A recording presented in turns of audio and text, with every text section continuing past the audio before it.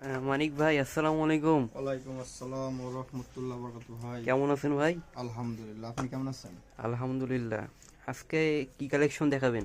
আজকে প্রথমে দেখাবো দর্শকদেরকে এই আপনার হলো চুল পড়া বন্ধ করবে জাফরান হেয়ার অয়েল তেল। তেলটা অনেক ভালো।